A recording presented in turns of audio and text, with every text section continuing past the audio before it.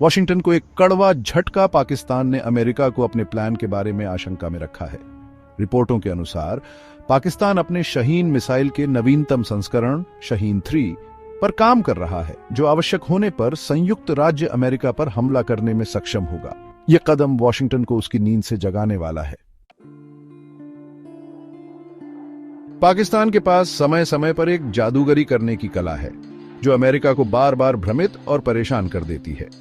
लेकिन इससे पहले कि अमेरिका इस चाल के पीछे के तरीके में गहराई से जाए, वॉशिंगटन, जिसके पास गंभीर चिंता के कारण है, अक्सर वैश्विक स्तर पर कई अन्य महत्वपूर्ण समस्याओं का सामना कर रहा है। उनमें से एक से जल्दी ही विचलित हो जाता है। इस्लामाबाद इसे जानता है और इसलिए यह अपनी चाल धीरे धीरे चलता है, बिल्कुल घड़ी की घंटे की सुई की तरह, पूरी तरह से जानकर कि चौकसी से देख रही आंखें अक्सर नियमित रूप से टिकने वाली सेकंड की सुई पर ध्यान केंद्रित कर रही होती हैं। पाकिस्तान के पास केवल एक खरगोश है, परमाणु बम, जिसे वह हर बार निकालता है जब इस्लामाबाद या तो अपनी कार्रवाइयों के लिए जिम्मेदार ठहराया जाता है या खुद को कूटनीतिक कोने में पाता है जहां से निकलने का कोई रास्ता नहीं होता। समय के साथ वह खरगोश संख्या और क्षेत्र दोनों में बढ़ गया है। जब तक यह केवल पड़ोसियों को परेशान करता रहा, यह वॉशिंगटन के लिए प्राथमिकता नहीं थी। लेकिन पाकिस्तान से आई नवीनतम रिपोर्टों ने संयुक्त राज्य अमेरिका को गहरे संकट में डाल दिया है। रिपोर्टों के अनुसार पाकिस्तान अपने शाहीन मिसाइल के नवीनतम संस्करण शाहीन 3 पर काम कर रहा है, जो आवश्यकता पड़ने पर संयुक्त राज्य अमेरिका पर हमला करने में सक्षम होगा। इस कदम ने वॉशिंगटन को उसकी नींद से जगा दिया है। शाहीन 3 मिसाइल का मूल उद्देश्य भारत के अंडमान और निकोबार द्वीपों में नौसैनिक सुविधाओं पर हमला करने की क्षमता रखना था, जिसकी अनुमानित रेंज 2750 किलोमीटर है। लेकिन यह केवल तभी संभव था जब लॉन्च पैड भारत के साथ अंतरराष्ट्रीय सीमा पर पाकिस्तान के दक्षिण पूर्वी क्षेत्र में होते। इसे बदलने के लिए रावलपिंडी, जो पाक सेना के मुख्यालय का घर है, रेंज बढ़ाने के लिए मदद मांग रहा है। रावलपिंडी द्वारा अपने अन्य लंबी दूरी की मिसाइल अबाबील की रेंज बढ़ाने के लिए भी एक समान प्रयास किया जा रहा है, जो वर्तमान में 2000 किलोमीटर तक की दूरी पर हमला कर सकती है। चीन, जो पाकिस्तान को अपने परमाणु कार्यक्रम की शुरुआत करने में सक्षम बनाने का कारण है, ने रिपोर्ट के अनुसार रावलपिंडी को इस लक्ष्य को प्राप्त करने में मदद की है। इस खबर की पुष्टि करते हुए अमेरिकी उपराष्ट्रीय सुरक्षा सलाहकार जोनाथन फाइनर ने हाल ही में कहा कि पाकिस्तान अपने लंबी दूरी की मिसाइलों पर काम कर रहा है और जल्द ही दक्षिण एशिया से परे अमेरिका में भी लक्ष्यों को निशाना बनाने की क्षमता प्राप्त कर सकता है। पिछले सप्ताह Carnegie Endowment for International Peace में बोलते हुए श्री फाइनर ने कहा कि हमारे लिए पाकिस्तान की कार्रवाइयों को किसी अन्य चीज के रूप में देखना कठिन है, सिवाय इसके कि यह अमेरिका के लिए एक उभरता हुआ खतरा है। यह केवल अमेरिका की चिंता नहीं है, बल्कि इजरायल की भी है। जबकि अंडमान और निकोबार पाकिस्तान का पूर्व में ध्यान केंद्रित है, यदि यह पश्चिम की ओर अपने ध्यान को मोड़ता है तो उसके पास पहले से ही पूर्व अफ्रीका में अमेरिकी नौसैनिक संपत्तियों, सोमालिया के मोगादिशु और जिबूती पर हमला करने की क्षमता है। यह बहरीन में अमेरिकी बेस पर भी हमला कर सकता है, जो फारस की खाड़ी में है। उत्तर पश्चिम की ओर बढ़ते हुए इन मिसाइलों की रेंज, भले ही सीमित रूप से बढ़ाई जाए, इजरायल पर हमला करने में सक्षम होगी। अमेरिका पाकिस्तान में हलचल और इस तथ्य से भी अवगत है कि पाकिस्तान के पास दुनिया में सबसे बड़ी संख्या में आतंकवादी समूह हैं। ऐसे तकनीक के गलत हाथों में पड़ने या अमेरिका और इजरायल के प्रति शत्रुतापूर्ण देशों के शासन में स्थानांतरित होने का हमेशा खतरा बना रहता है। नवीनतम प्रतिबंध। हाल ही में पिछले सप्ताह अमेरिका ने 4 पाकिस्तानी संस्थाओं पर प्रतिबंध लगाए, जिसमें सरकारी प्रमुख वायुयान और रक्षा एजेंसी राष्ट्रीय विकास कॉम्प्लेक्स या एनडीसी शामिल है, जो दीर्घकालिक बैलिस्टिक मिसाइल कार्यक्रम से संबंधित आरोपों पर है। राज्य विभाग के प्रवक्ता मैथ्यू मिलर ने कहा कि 4 पाकिस्तानी फर्मों पर एक कार्यकारी आदेश के तहत प्रतिबंध लगाए गए हैं, जो विनाशकारी हथियारों के प्रसारकों और उनके परिवहन के साधनों को लक्षित करता है।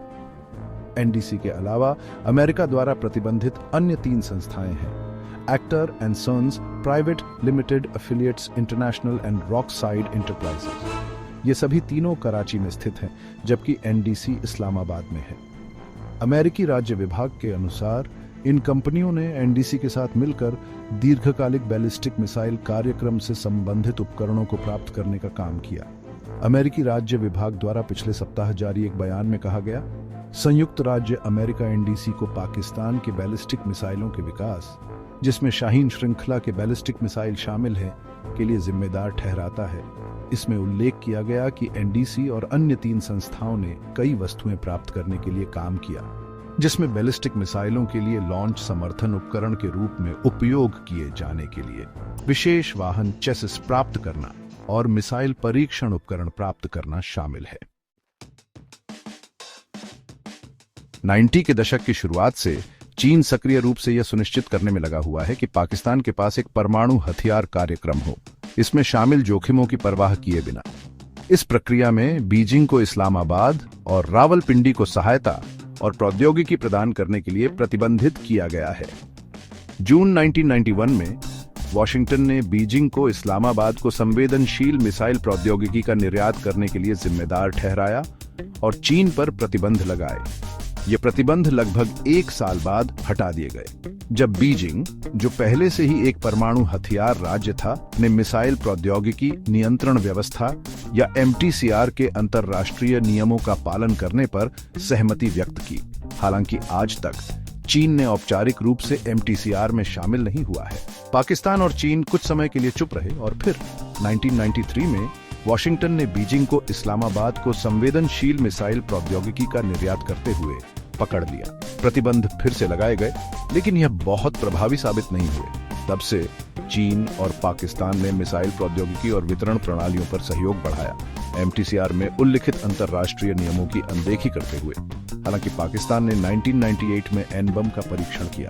अमेरिका की प्रतिबंध प्रभावी केवल अस्थायी रूप से साबित हुए, क्योंकि वॉशिंगटन ने 9/11 आतंकवादी हमले के तुरंत बाद उन प्रतिबंधों को हटा दिया, क्योंकि उसे अफगानिस्तान में आतंकवाद के खिलाफ युद्ध के लिए इस्लामाबाद की आवश्यकता थी। एक अन्य घटना जो यह दर्शाती है कि चीन ने कैसे पाकिस्तान को संवेदनशील तकनीक में मदद की, जबकि अपनी तकनीक को भी बढ़ाया।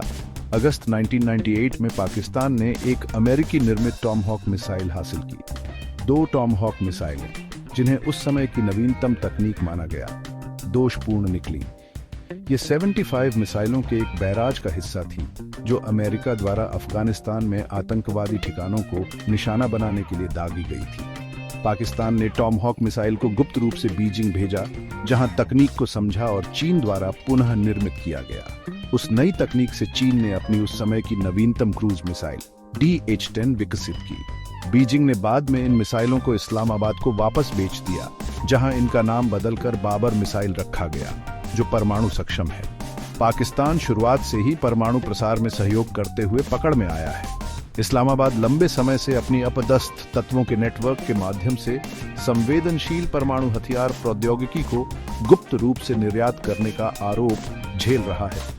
इनमें से सबसे कुख्यात घटना तब हुई जब पाकिस्तानी वैज्ञानिक अब्दुल कादिर खान को उत्तर कोरिया, ईरान, इराक और लीबिया को परमाणु संबंधित तकनीक अवैध रूप से बेचते हुए पाया गया। अमेरिका ने 2004 में उन ऑपरेशनों को बंद कर दिया, लेकिन 2 दशकों बाद उत्तर कोरिया और ईरान अभी भी पाकिस्तान से उत्पन्न दुष्ट भूमिगत नेटवर्कों से उपकरण और संवेदनशील तकनीक की आपूर्ति प्राप्त कर रहे हैं।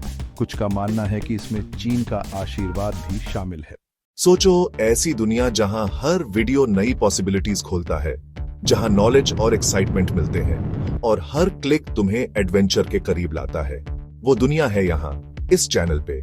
बस एक क्लिक से तुम कैप्टिवेटिंग कंटेंट का यूनिवर्स अनलॉक कर सकते हो। सब्सक्राइब करो और हमारे एक्सप्लोरर्स और लर्नर्स की ग्रोइंग कम्युनिटी ज्वाइन करो।